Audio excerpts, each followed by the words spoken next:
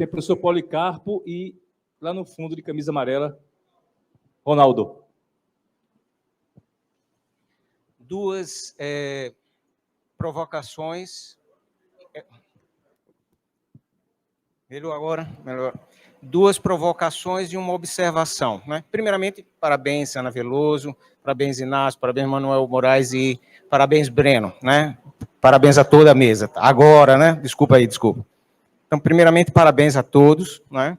E as duas provocações. Julian Assange. Não foi mencionado, né, aqui, mas Julian Assange é na pátria do liberalismo, Breno. Na pátria do liberalismo. Na Inglaterra, sendo pedido pelos Estados Unidos. Né? Então, também tendo a defender esses princípios liberais, mas a gente tem que lembrar disso. Né? Julian Assange está preso na pátria do liberalismo. Né? Não esquecendo também todos os casos nos Estados Unidos, macartismo, etc. Né? Então, isso, a primeira provocação.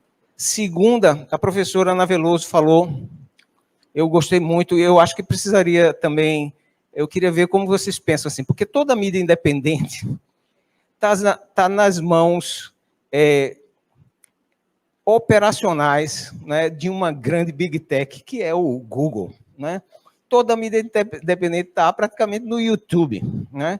E já houve casos de ser retaliada por conta disso. Né? Teve um documentário que foi feito pela 247 sobre a fakeada de Jair Bolsonaro lá, naquela cidade de Minas, esqueci o nome agora, Juiz de Fora, né? Documentário muito bem feito, e o YouTube simplesmente tirou do ar. Né? E como pode fazer isso, acredito que talvez até alguns do Opera Mundi, não sei, possam ter sido tirados, não sei. Mas toda a mídia independente está na mão, usa, né, uma plataforma que é de uma agência imperial. Né? Então, o que é que se pensa sobre isso, né? Essa segunda provocação. E, por fim, uma observação que eu sei que foi falada en passant, assim, pelo professor Manuel Moraes, mas eu, de minha parte mesmo, não considero equiparado o que ocorre na Ucrânia e o que ocorre em Gaza. De jeito nenhum. Na Ucrânia está sendo... a Rússia está derrotando o império da OTAN, certo? Junto. E é uma guerra entre exércitos convencionais. O que ocorre em Gaza é um genocídio. São coisas incomparáveis. Né? Então, eu acho que a gente tem que analisar de forma diferente essas duas coisas.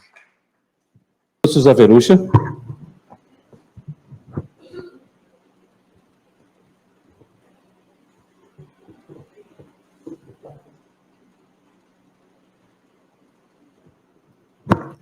Alô, boa tarde. Breno, bem-vindo. Várias discordâncias, mas eu quero só fazer uma pergunta a você, que eu estou curioso. Você acha que a mídia favorece Israel? E eu tenho a impressão que a mídia é contra Israel. Ou seja, o que é que está faltando aí? Que régua é essa que nos separa de você achar que os meios de comunicação favorecem o lado A e eu achar que os meios de comunicação favorecem o B? Recentemente, acusaram Israel de ter jogado uma bomba em um hospital em Gaza. A BBC, o New York Times, etc. e tal, depois se viu que era tudo mentira. Agora estão acusando Israel de estar matando o palestino com a entrada de uma ajuda humanitária. Também é mentira. Depois, o Muhammad Abbas acusou Israel dos helicópteros terem metralhado civis durante o festival Ravi, aquela festa que houve perto da faixa de Gaza. Imediatamente, a imprensa internacional noticiou, sem checar as fontes, sem nada. Então, eu queria entender por quê. O que é que está faltando na nossa compreensão para a gente ter opiniões tão díspares sobre o papel da mídia. Ok? Em relação a Manuel. Manuel, eu estive em Belém 2 vezes, antes do muro e depois do muro. Você sabe por que foi construído aquele muro? Porque haviam atentados a bombas suicidas. E aquele muro parou os atentados suicidas. e, com isso, diminuiu a morte de inocentes. É por isso que há aquela muralha. Muralha também há na faixa de Gaza, do lado egípcio. Gaza faz fronteira tanto com Israel, como fronteira com o Egito. E lembrando que entre 48 e 67, Gaza foi dominada pelo Egito. E dominada militarmente, com toque de recolher. Por que ninguém fala nisso? Por que os egípcios não procuraram resolver a questão palestina, mas deixaram eles como refugiados? São essas questões que precisam ser lançadas. Ok? Podia falar mais, mas fico por aqui. Muito obrigado. Professor Zaverucha, obrigado. Bom, vamos aqui passar para a mesa agora. Eu não vou... Certo. Eu não vou lembrar todas as questões, mas começando por Manuel, já que foi mencionado por professor Zaverucha, e em seguida eu passo para... Foi... Ah, tá. Bom, eu passo para Manuel e depois passo para Breno e Ana. Veja, do ponto de vista do conceito internacional de genocídio, não é por quantidade. Exatamente. Então, infelizmente ou felizmente, apesar das ideologias, há um procedimento aberto no Tribunal Penal Internacional, sim, contra a Rússia. Se você não concorda, é um direito seu, é um direito de cada um não concordar. Não é porque a gente... Veja a riqueza do nosso debate aqui na universidade. Nós estamos aqui num debate onde todos podem falar, debater, e nessa construção a gente sai maior, a universidade sai maior. Eu não estou, inclusive quero até te dizer que eu concordo muito com a sua tese, de que existem situações fáticas diferentes. E eu não quis dizer que são iguais. Eu não sei se eu me deixo entender. Porque eu quis dizer que nós temos um aumento da intolerância no mundo. Porque no momento que nós temos guerras, e guerras são guerras só vão ter um passivo. Qual é? Mortes. Não existe nenhum aqui que vai defender um projeto a partir de guerras. Então, o que eu estou dizendo, a partir da perspectiva dos direitos humanos, é que nós temos um aumento da corrida armamentista, nós temos um aumento de conflitos. Veja o que Lula conseguiu fazer na América do Sul, quando atuou para que não houvesse um conflito ali entre Venezuela, não é? E aquela... Veja, Lula está tentando o tempo todo fazer com que haja uma outra alternativa que não um conflito militar, não é verdade?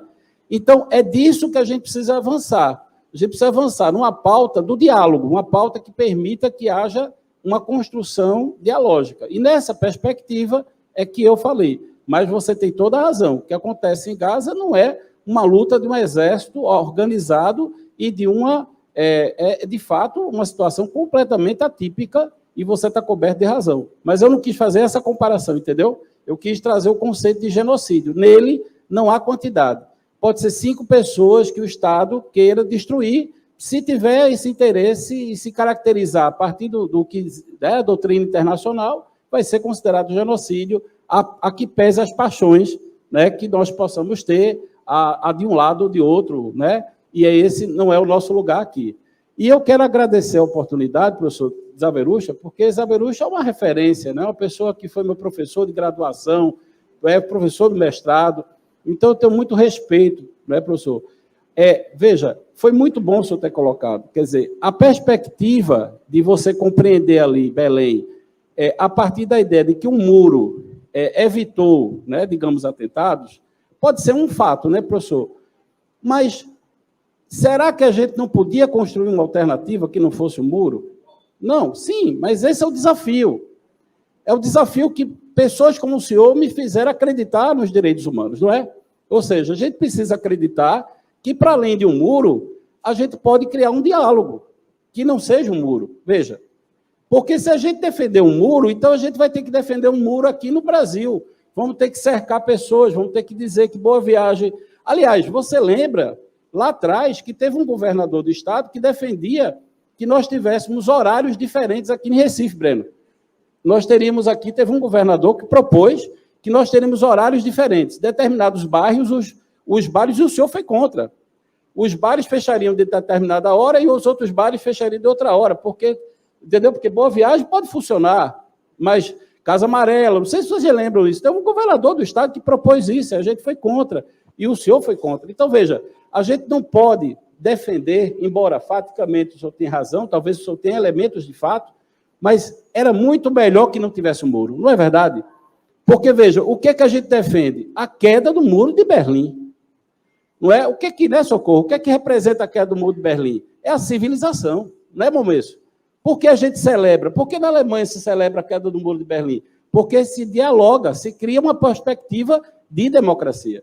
Então, a gente não pode defender a construção de muros. A que pese, veja, a situação que nós estamos falando aqui é para além de muro, não é? É da construção de um projeto que aniquila. E como o senhor bem disse, se o Egito praticou violação de direitos humanos, praticou violação de direitos humanos, foi o que eu disse na outra resposta. A gente não pode se apaixonar, né? Por isso que a gente precisa trabalhar isso de uma forma não apaixonada. A gente precisa trabalhar de uma forma técnica. O que é violação de direitos humanos? Se o Estado do Egito pratica violação de direitos humanos, pratica violação de direitos humanos. Porque a gente não pode achar que o Estado de Israel não pratica violação de direitos humanos. Pratica, não é? Quer dizer, saindo das paixões, a gente precisa trabalhar na perspectiva civilizatória, que é o debate que essa universidade sempre defendeu, não é? Ou seja, a gente construir parâmetros de avaliação e, a partir desses parâmetros, fazer o diálogo para que a gente saia maior. O que a gente está precisando, professor, é disso, é sair maior desse debate, não é? Porque aqui ninguém pode defender massacre nenhum. Nenhum massacre é legítimo, nem a morte de ninguém pode ser legítimo em nome de qualquer Estado, não é? Em nome de qualquer Estado. Então é nessa... Com vocês, Breno Altman. A gente está acostumado a ir em lugar com pouco microfone, né? Que fica essa aqui tem um para cada um. Eu acho que a Ana respondeu todas as questões relativas propriamente à comunicação, eu não teria nada a acrescentar. Eu vou responder a outras duas questões. A primeira, sobre a possibilidade do André Mendonça ser julgado impedido. É muito raro isso no STF. Ele teria que se julgar impedido e abdicar de decidir sobre a reclamação constitucional que meus advogados apresentaram à Corte Suprema, pelo fato de que ele não apenas aceitou essa viagem a Israel, com tudo pago pela Conib e pela Stand With Us, como deu declarações seguidas, abertamente favoráveis ao governo Netanyahu, e é o caso que ele vai julgar, tem diretamente a ver com isso. Então, ele teria que se julgar impedido. Caso ele decida, meus advogados poderão entrar, caso ele tome uma decisão, e essa decisão, evidentemente, seja contrária à reclamação constitucional, meus advogados aí sim podem recorrer ao pleno do STF para tentar alterar a sua decisão. Então, acho que é assim que funciona do ponto de vista jurídico. Tá bem? Sobre as duas questões que o professor, só aqui para não falar o nome errado, que eu estou cansado, às vezes me falha a memória, Zaverucci colocou. Professor,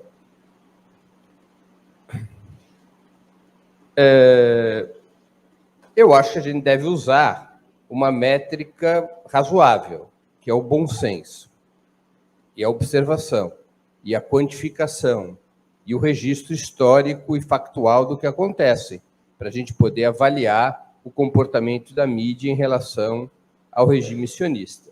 Eu posso citar muitos fatos relativos à imprensa brasileira e à imprensa internacional, que são frutos não da minha informação, mas de notório conhecimento. Por exemplo, se o senhor for assistir à Rede Globo, o senhor verá que jamais foi convidado na Rede Globo, em qualquer dos seus programas, ou na Globo News, jamais foi convidado um único representante dos palestinos. Um único judeu antisionista. Sempre os especialistas que são chamados pela Globo são judeus ou especialistas que apoiam o regime sionista. O tempo todo. Não há uma única exceção. Jamais houve qualquer exceção nesses 5 meses. Se o senhor acompanhar os principais diários do país, com a rara exceção da Folha de São Paulo, que na página 3 abre opinião para o contraditório, o senhor verá que no Estadão e no Globo, que são os 2 outros grandes jornais junto com a Folha, jamais foi publicado qualquer artigo, jamais, qualquer artigo de crítica ao regime sionista, qualquer crítica ao governo Netanyahu.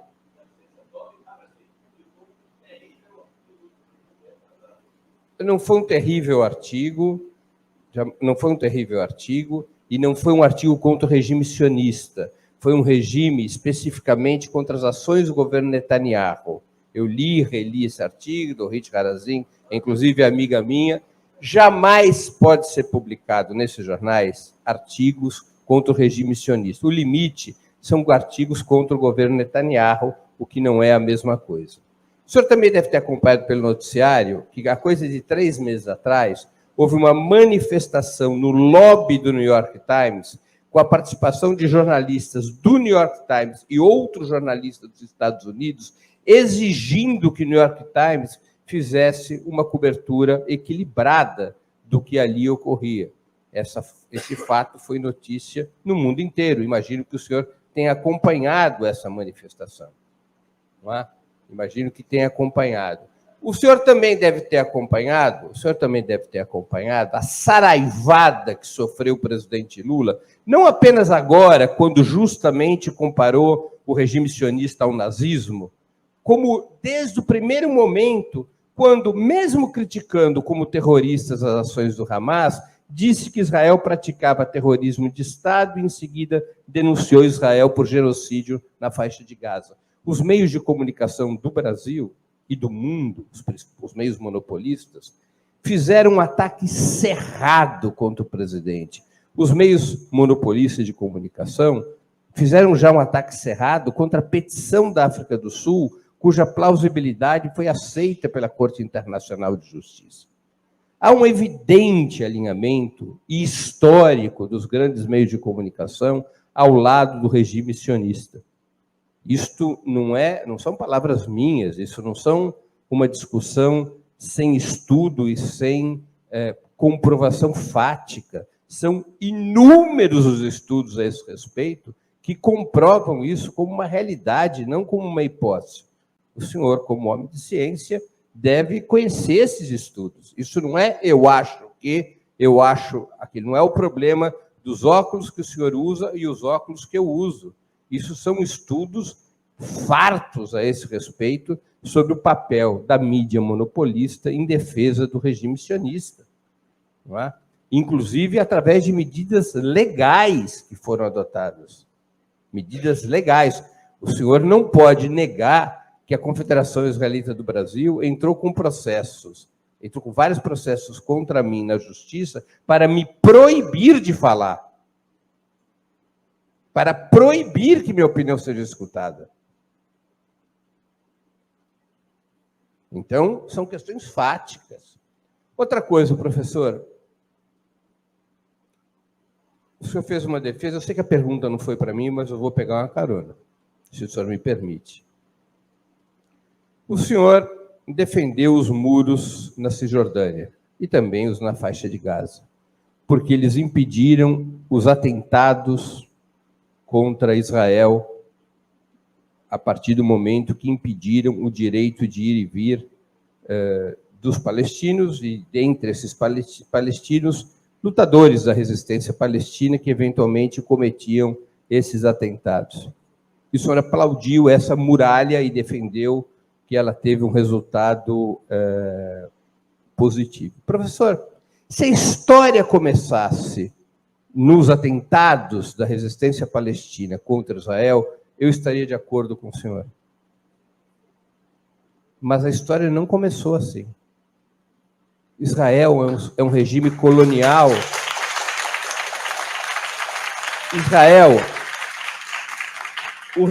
O Estado de Israel é um regime colonial, condenado pelas Nações Unidas como um regime colonial. É um regime de apartheid, assim identificado pelas mais renomadas organizações de direitos humanos do mundo. O regime sionista é um regime colonial e racista, que submete o povo palestino a uma situação colonial há muitas décadas. Há muitas décadas. O regime sionista é um regime cuja prática nas suas prisões, e são milhares de palestinos presos, a prática nas suas prisões é a prática da tortura, do assassinato, do desaparecimento, não conforme a minha opinião, professor, mas de acordo com a Comissão Landau, do próprio sistema de justiça de Israel, um juiz que depois não conseguiu emprego, mas nem como assistente de lixeiro em Israel, depois que ele dirigiu a Comissão Landau, e o senhor deve saber disso. A Comissão Landau revelou o que eram as prisões israelenses para os palestinos. Israel é um violador de direitos humanos, porque o regime sionista tem parentesco com o nazismo e com o fascismo, professor.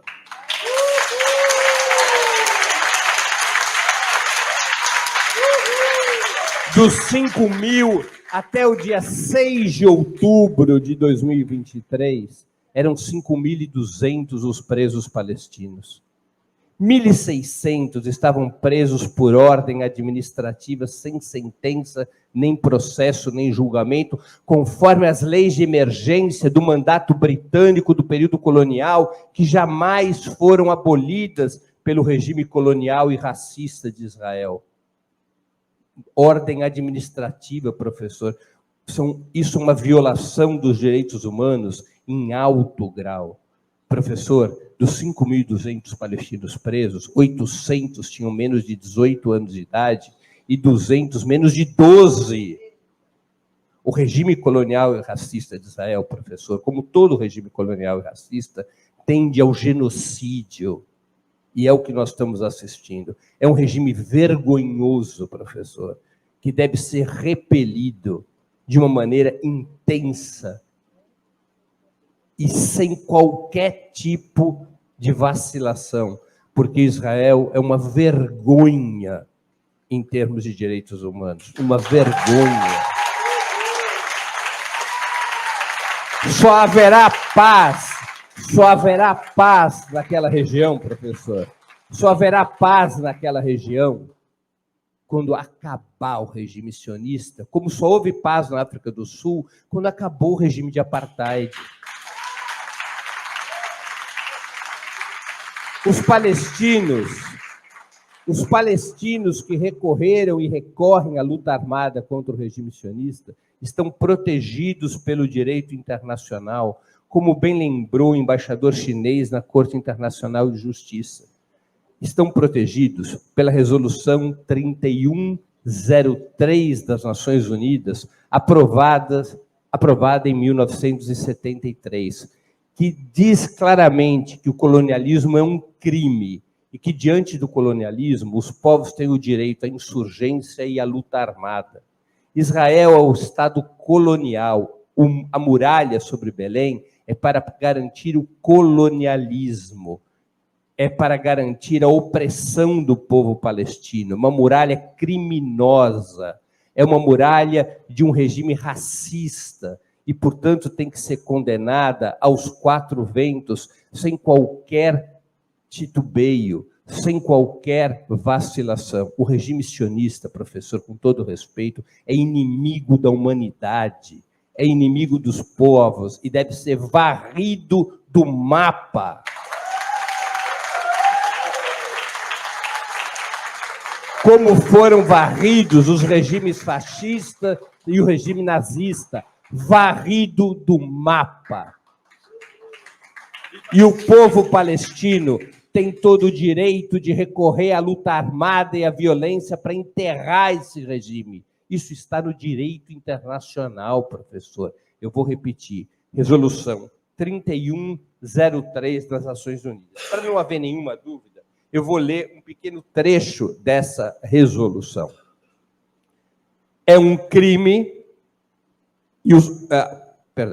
a continuação do colonialismo em todas as suas formas e manifestações, como assim, estou aqui traduzindo do espanhol, como assinalou a Resolução 2621, de 12 de outubro de 1970, da Assembleia Geral, é um crime, e os povos coloniais têm o direito imanente a lutar com todos os meios necessários ao seu alcance contra as potências coloniais e a dominação estrangeira em exercício do seu direito à livre determinação reconhecido pela Carta das Nações Unidas e pela Declaração dos Direitos Internacionais estabelecidas pela Assembleia Geral. Os povos coloniais têm o direito de recorrer, inclusive, à insurgência e à resistência armada contra o colonialismo. Resolução 3103 das Nações Unidas.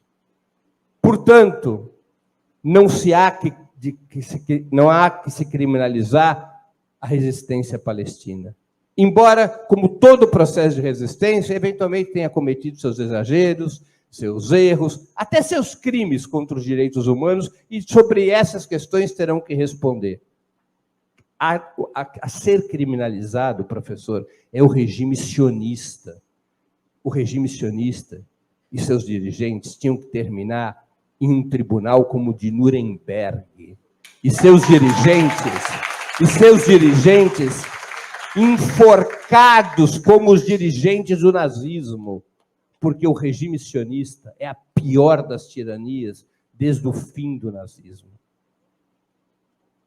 Eu falo isso sem titubear, tanto pela minha origem judaica, como por grande parte da minha família ter sido dizimada no Holocausto. O sionismo é uma vergonha para o judaísmo. O sionismo é uma chaga contra os valores humanitários e democráticos do judaísmo. O sionismo é deplorável. E, professor, eu vou dizer com muita sinceridade, eu não sou tolerante. Eu sou pela intolerância contra crimes como os que representa e comete o regime sionista. Eu sou um defensor da intolerância, da mais brutal intolerância, porque a humanidade não pode conviver com regimes desse tipo. Muito obrigado.